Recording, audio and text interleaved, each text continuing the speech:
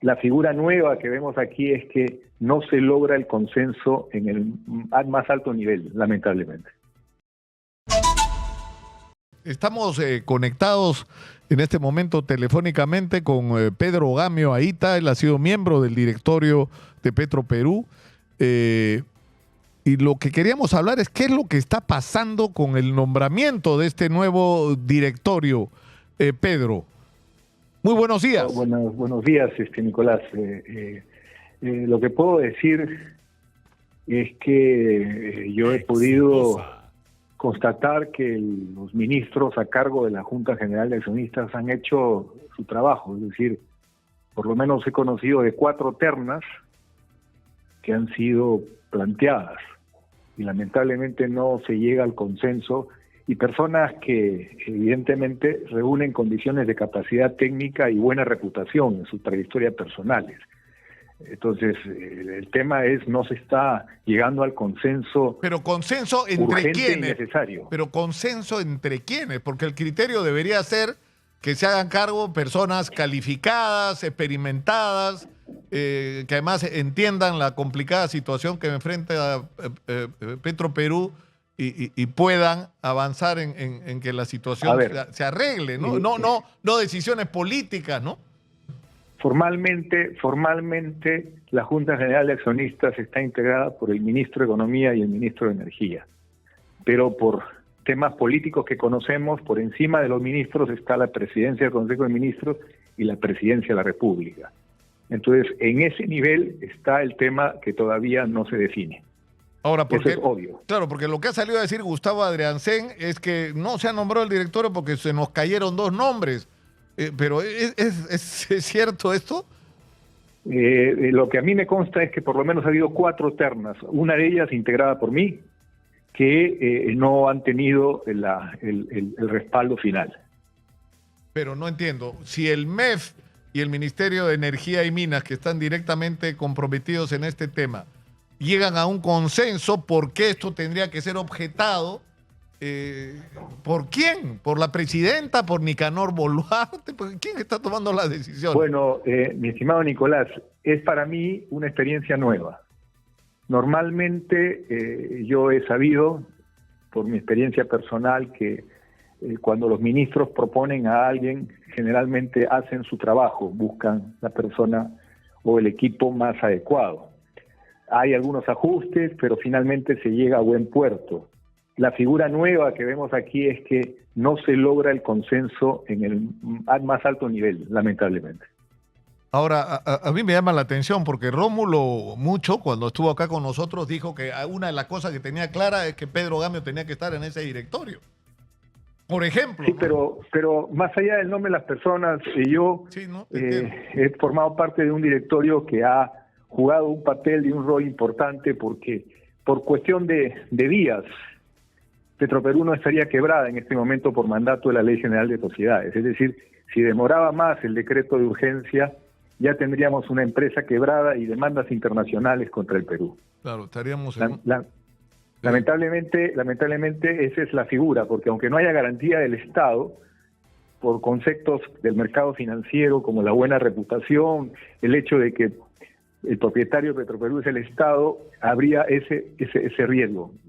Tuvimos una muy buena noticia, el decreto de urgencia hizo que los bonos de Petroperú subieran de precio, se dispararan en el mercado internacional. Esa es una oportunidad brillante para evaluar, emitir nuevos bonos y canjear los actuales para hacer que la deuda, de ser una deuda que presione en el corto plazo, se vuelva una deuda que dé oxígeno y futuro a una reestructuración de la empresa que le devuelva la condición de empresa confiable en el mercado internacional y que vuelva a la historia de esa empresa que 80% de su vida le ha dado utilidades al Perú, pero con un manejo que sea garantizado, tecnocrático, competitivo, pero para eso se necesita tomar decisiones. No se puede dejar en manos de solo la gerencia general una empresa, porque la gerencia general tiene limitaciones, no puede tomar decisiones mayores, y eso es importante decirlo. Claro, pero es decir, cuando estuvo Rómulo Mucho acá, él, digamos, si tú pudiera retroceder en el tiempo probablemente, o no se haría la refinería de Talara, o en todo caso no se haría de la manera como se hizo, ¿no es cierto? Pero una vez que ya estás enfrentado... La refinería de Talara ha sido una decisión política. Una ley del Congreso y un gobierno que dijeron hágase la refinería. No preguntaron en ese momento Petroperú reducido, Petroperú disminuido, que había vendido la mayor parte de sus activos más valiosos, ¿puede asumir una deuda de esa magnitud? No. Esa pregunta no fue tomada en cuenta. Y hoy tenemos el problema de que es un sobreendeudamiento que pone en jaque a la empresa, que la ha puesto en cuidados intensivos, más malos manejos que también ha habido con personal no competitivo, no calificado, que estuvo a cargo de puestos claves de la empresa. Pero el problema principal de Petroperú ha sido la injerencia política que le ha causado un daño tremendo. Claro, el problema es que no ha sido, sigue siendo la injerencia política entonces, Pedro. Es importantísimo que se haga pronto una designación de un directorio que genere confianza en el mercado y que pueda hacer la reestructuración que ordena el decreto de urgencia y podamos salir de esta situación, porque el riesgo es que esta figura se convierta en un hoyo negro, es decir, que pasado cierto tiempo se vuelva a necesitar otro rescate. Otra inyección de dinero del Estado que ya hemos tenido suficiente, porque lo que nos explicaba, bueno, lo has explicado tú en algún momento ya, estamos subidos sobre el caballo, ¿ya? Las cosas se hicieron de una manera como no se debieron hacer, pero ya estamos. Si tú logras que la refinería funcione en las condiciones que debería operar, es posible que no solamente tengan recursos para pagar sus obligaciones, sino además para empezar a generar otra vez utilidades a favor del Estado peruano. Mira, la proyección que hicimos en el directorio anterior fue que a diciembre del 2028, si se hacían las cosas bien, es decir, en 4 años Petroperú volvía a estar en azul y ser un actor completamente competitivo en el mercado internacional. Pero para eso necesitamos resolver el problema del oleoducto, que genera $100 millones, casi $100 millones anuales, que es prácticamente la mitad de la utilidad inicial que empieza a dar la refinería, porque el oleoducto es del Estado peruano, pero Petroperú lo subsidia. No, es decir, no puede cobrar una tarifa competitiva por su operación y mantenimiento, sino cubre una serie de gastos que no serían asumidos por ninguna empresa privada. Eso por un lado. Por otro lado, a Petroperú se le ha cobrado un IGB millonario por cumplir una labor social, por llevar el combustible al último pueblo de la selva peruana. Como está integrada, produce o refina en la costa, tiene que llevar a la selva, le graban con IGB y le hacen pagar carísimo el esfuerzo social de llevar el combustible a los pueblos olvidados del Perú. Eso se tiene que corregir. ¿Por qué? Porque eso es tras cuernos palos. Se está castigando a una empresa por cumplir una labor de inclusión social que, si no fuera así, ¿cuánto costaría el barril de un derivado de los hidrocarburos en el pueblo más lejano de la selva peruana? Además, Petroperú ha tenido que pagar la expropiación de Belco, Petroperú ha tenido que pagar las pensiones, los juicios perdidos por distintas entidades públicas, todo lo tuvo que asumir Petroperú. Yo no me equivoco cuando digo que ha sido la piñata que se han ido golpeando hasta que ha reventado. Claro, o sea, como una especie de manguera para sacar los recursos, ¿no es cierto? Ahora, así es. El problema es que esto nos enfrenta, Pedro, a uno de los más graves problemas nacionales, que es la politización, en el peor sentido de la palabra, de las decisiones de gestión, ¿no? Es decir, organismos como Petroperú no se pueden manejar con criterios y por decisiones políticas. Es una empresa que tiene que ser manejada por especialistas, con criterios técnicos, con conocimiento del sector.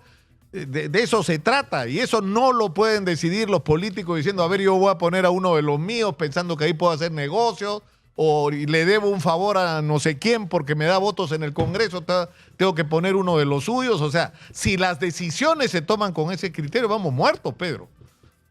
Mira, yo vuelvo a decir lo que ya te comenté.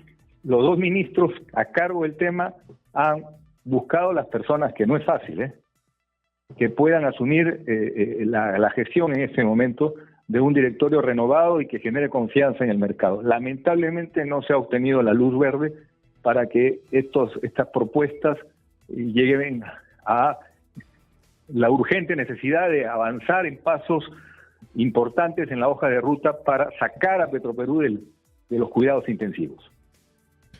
Pero te agradezco mucho y lamento lo que está pasando sinceramente en Petroperú, porque se abría una luz de esperanza de que las cosas podían enderezarse, ¿no es cierto? Y lamentablemente, y una vez más, por la interferencia política, estamos perdiendo un tiempo que es valioso, ¿no? La señal del mercado, cuando el decreto de urgencia salió, debe ser valorada.